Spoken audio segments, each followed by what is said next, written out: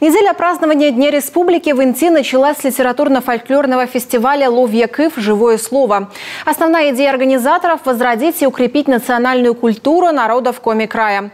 Акцию такого масштаба благодаря проекту «Народный бюджет» в Центральной городской библиотеке проводят впервые. В планах сделать фестиваль ежегодный. Иван Беречевский передает из Приполярья.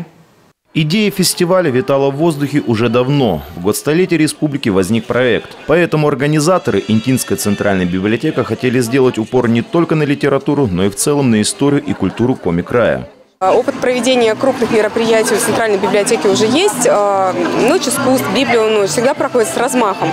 Но это мероприятие, которое проходит именно в стенах библиотеки. А нам хотелось выйти за пределы стен, попробовать что-то новое. А для этого, помимо нашей инициативы, нам нужно было портативное звуковое оборудование, ноутбук. Очень хотелось шить хорошие национальные костюмы для наших ведущих. Идеи в рамках проекта «Народный бюджет» поддержали в Министерстве национальной политики республики. Не остались в стороне не только администрация города, но и сами жители Инты. В итоге общими силами задумку воплотили в жизнь. У нас всегда библиотека новаторы, они всегда придумывают новые какие-то проекты. И очень хорошо, что именно в год празднования столетия Республики Коми народный бюджет, вот этот литературно-фольклорный фестиваль «Ловье Кыв» выиграл, получил одобрение Министерства национальной политики Республики Коми. Ну и этот фестиваль, конечно, еще одна площадка, которая знакомит всех наших жителей города с культурой коми-народа. Это замечательно. И детки ближе и слышат на этом фестивале коми-язык.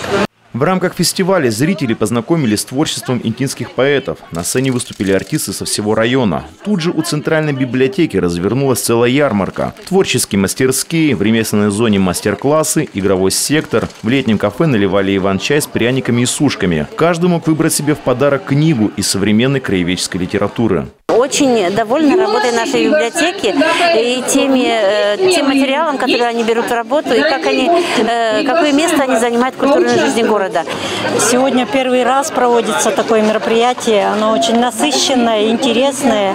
И, как говорится, первый блин не комом. Коллеги, сотрудники Центральной библиотеки постарались. Они привлекли лучшие силы города. Слышу, что люди разговаривают на коми-языке. Поэтому это очень хорошо, что коми-язык развивается, что он применяется в нашей русскоязычной Инте, что он есть. И это здорово.